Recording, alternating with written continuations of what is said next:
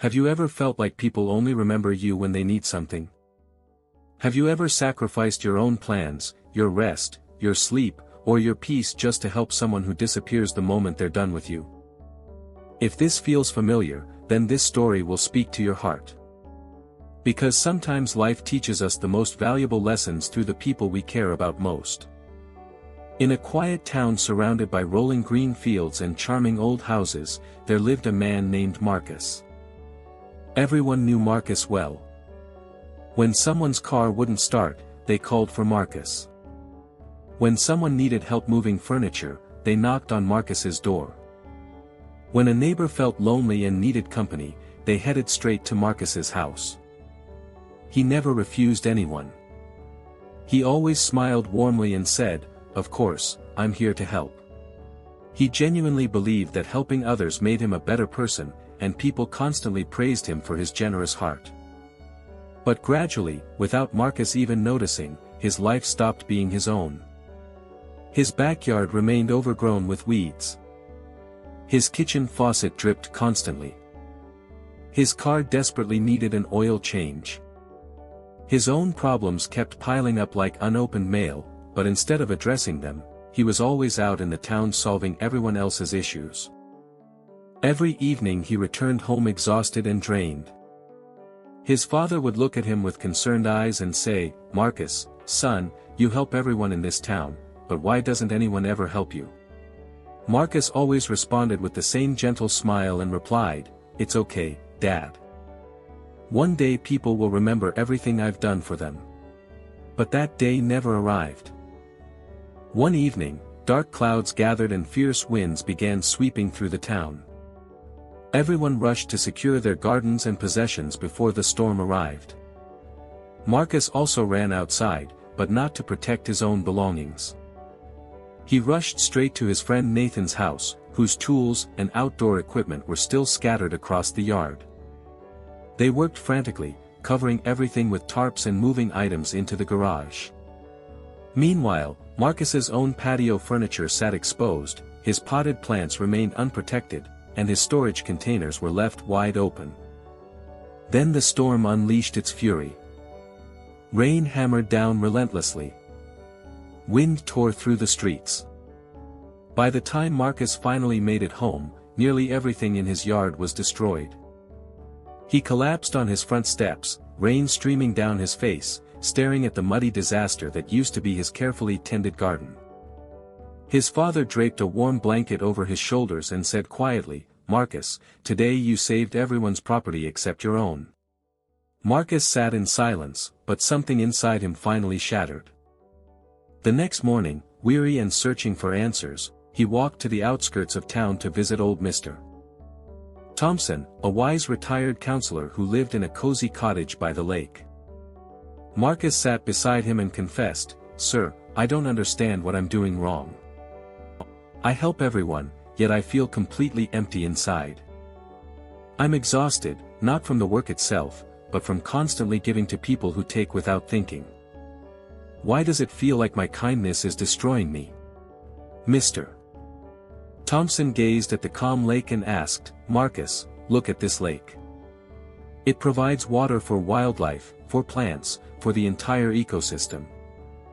But when the rains come too heavily and the lake overflows its banks, what happens?" Marcus considered this and answered, "It floods. It damages everything around it." Mr. Thompson nodded. "Exactly. Kindness without boundaries becomes self-destruction. You are genuinely kind, Marcus, but you have no limits. You rush to help everyone else while neglecting yourself completely. You believe saying no is wrong, but sometimes saying no is the most authentic act of self-respect." Marcus absorbed every word as Mr. Thompson continued, "For the next 7 days, don't automatically say yes to every request. When someone asks for help, pause and honestly ask yourself, will helping them harm me? Will I sacrifice time, peace, or energy that I desperately need for my own well-being? If the answer is yes, then simply say, not today. Try this experiment, Marcus. You'll be amazed at what you discover. The following morning felt remarkably different. Around midday, Nathan appeared at Marcus's door saying, "Marcus, I need you to help me install some shelves right now." Marcus glanced at his own leaking roof that had needed repair for months. His instinct screamed to say yes, but he remembered Mr. Thompson's wisdom. He took a deep breath and responded, "Nathan, I'm sorry, but today I need to fix my own roof. I can help you another time, but not today." Nathan stared at him in disbelief. "You're actually saying no? You never say no to anyone." Marcus nodded calmly. Nathan left looking frustrated, and Marcus felt a wave of guilt, but he remained committed to his decision. Within hours, the roof that had been leaking for months was finally repaired. For the first time in years, Marcus felt genuine pride in taking care of his own needs. Over the following days, several neighbors approached him with small requests, but Marcus politely declined and explained he was focused on his own responsibilities. That evening, instead of feeling drained and resentful, he felt light and peaceful. A profound calm filled his spirit.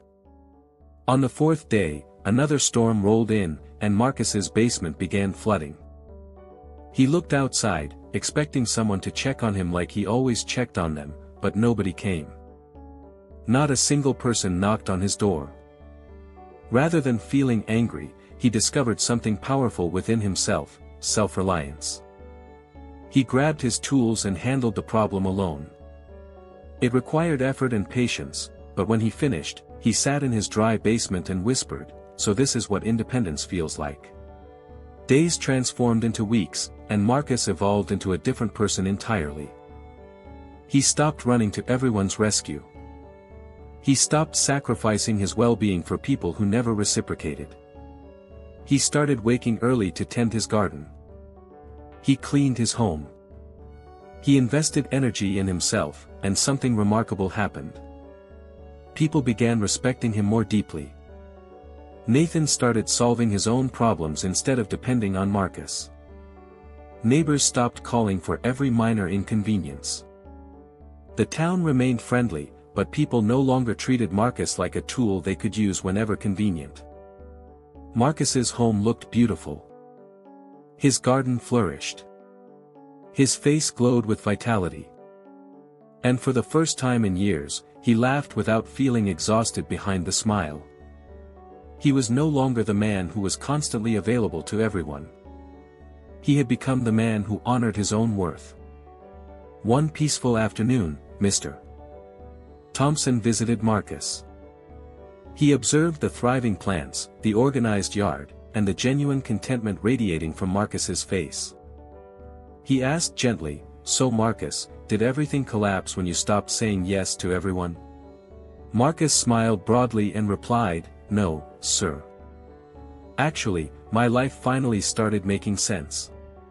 Mr. Thompson nodded with understanding and said, "When you stop saying yes to everyone else, you finally say yes to yourself. And that's when real transformation begins. So ask yourself, are you like Marcus? Do you give until it hurts? Do you say yes even when every part of you wants to say no? Remember this truth: saying no doesn't make you selfish. It makes you strong. It means you're choosing peace over pressure, self-respect over people-pleasing. Your time, your energy, and your heart are precious resources.